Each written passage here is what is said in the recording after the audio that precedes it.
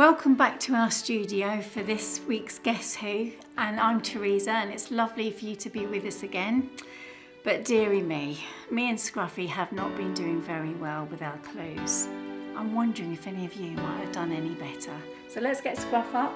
Hiya, Scruffy. Oh, and you got your fish again. Every single time Scruffy's bought a fish, haven't you? Well, I'm going to put him down here, and I'm going to introduce our Cribs team member, Mark. Hello, nice to see you. Yeah, it's lovely to have you here, Yeah. Mark. And as you know, me and Scruffy have not done very well with our clues. I think it's going to be a hard one today as well, I'm afraid. Okay, try and make it as easy as you can. I'll for us. try. Okay, clue number one then. Clue number one. Well, this I'll help you because it's a man. It's a man. And he lived a long time ago, about 200 years ago. Right, Scruffy's got an idea. Is it you? No, it's not me. I'm not that old. Oh, okay. God dear. Oh, well, sorry about that. I'm quite insulted. Okay, number two. Yes, clue number two. This person was a member of Parliament. He was a politician in the Houses of Parliament in London. I've got an idea, Scruff. I think Winston Churchill? No, he's a bit older than Winston Churchill. Oh, we're getting our maths in a muddle again. Okay, we're not doing very well again. Are you doing any better? Final clue. Final clue. This person made such an impact that after he died, a statue was put up right in the centre of London to remember him. Scruffy, are you thinking what I'm thinking? Charles Dickens? No. Oh. Good guess. Very good. In fact, that's not far. He lived about the right time, the same time as Charles Dickens. And there is a statue of Charles Dickens, but it's not him. So actually, not bad, but not the right answer. Oh, can you put us out of our misery? I can. Well, this person was known as Lord Shaftesbury. He sounds quite posh. He was very posh. He was very rich. His real name was Anthony Ashley Cooper. But because he was from such a well-off family, he became Lord Shaftesbury. Oh, okay. So can you tell me about how Lord Shaftesbury grew up? Well, yes, there's a picture coming up of the house he grew up in. I mean, it was huge. His family was very well off. But unfortunately, they weren't really very close. And his mum and dad just left him to be looked after by the servants until they sent him away to school, to live at school when he was 7 or 8. So he wasn't very nice, and he didn't really get on with his mum and dad because of that, unfortunately. But there was one of the servants who was one of the housekeepers who really looked after him and really loved him. And she used to read to him. She used to read him Bible stories and teach him prayers. And he really, really learnt a lot from this lady. Oh, that's good, because it's really sad if his mum and dad weren't close. It would have been very sad otherwise, yeah. But this lady really looked out for him. So at least he had her. Exactly, yeah. So what happened then when Lord Shaftesbury grew up? Yeah. Did he grow up the same way as all his friends did and do what was expected of him? Well, not really, you see. I mean, he went to school, a very posh school, and then he went to a very posh university and did very well. And then he became a politician, which probably was what was expected of him. But it's what happened next that was a bit different, really. So, I mean, he would have been expected to, he knew all the right people, to have become a minister in the government, or maybe even to have become Prime Minister, but he didn't do that. Even richer and posher? Well, absolutely. But he chose to do something different, Scruffy. Do you ever choose to do what's not expected of you? Yeah, I thought you might do. All the time. A bit chaotic, isn't it, really? But Lord Shaftesbury, you see, he decided that he was going to use that position he had to make life better for other people. Oh, wow. Particularly for people who were poor or who couldn't have a say themselves and make their own lives better. So what sort of people did he help? Well, one of the first things he did was he did something for people who weren't very well, who had problems with their mental health. Because in those days, they sent them away to, well, they called it an asylum. It was meant to be like a hospital, but really it was just like a prison.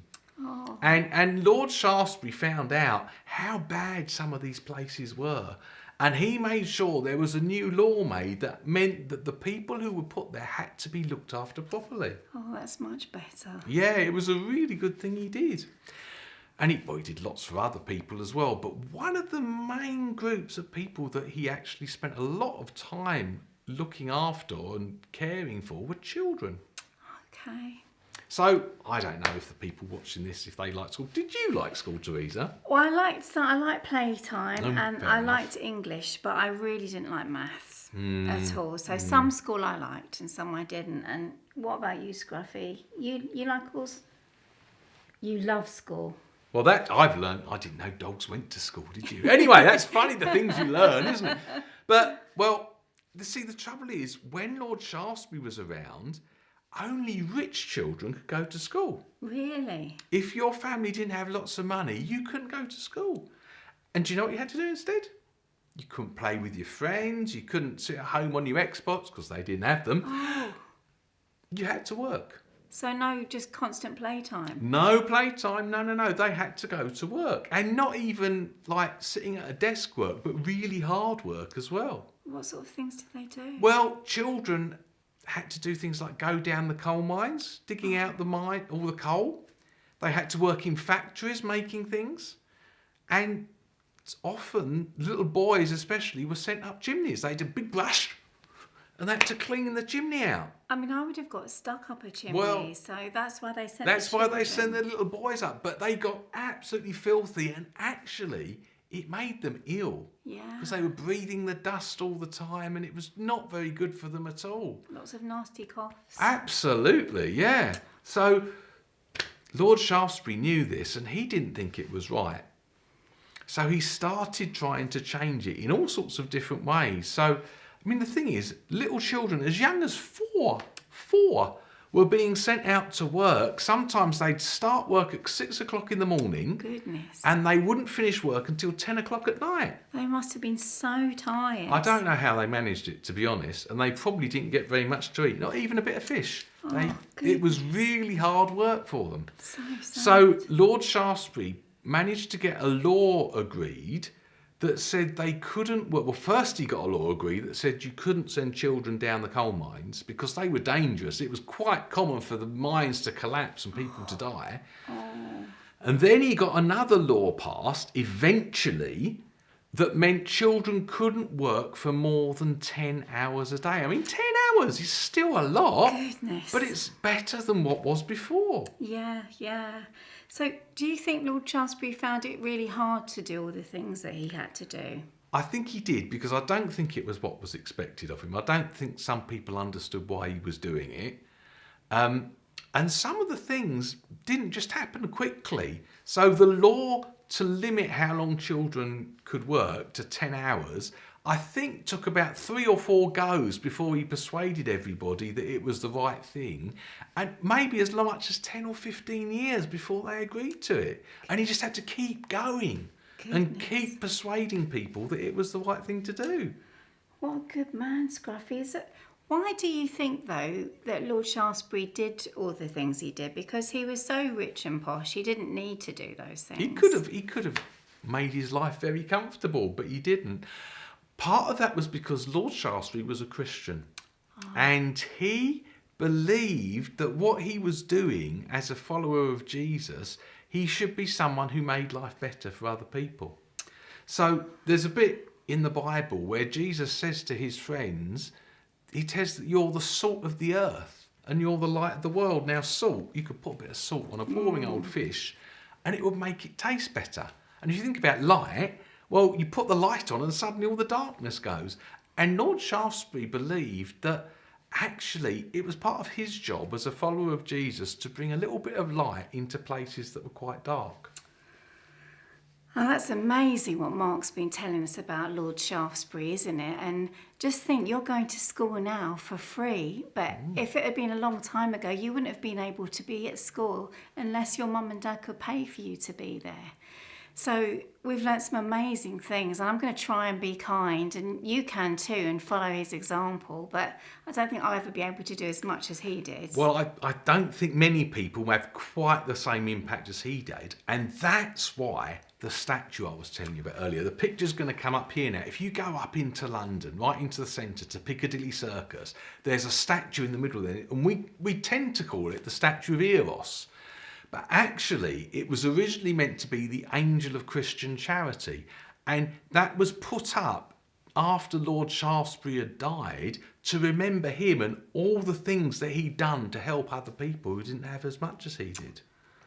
And that reminds me, because Charles Dickens did like him, didn't he? He as did. Well? And they were at the same time. They were, yeah.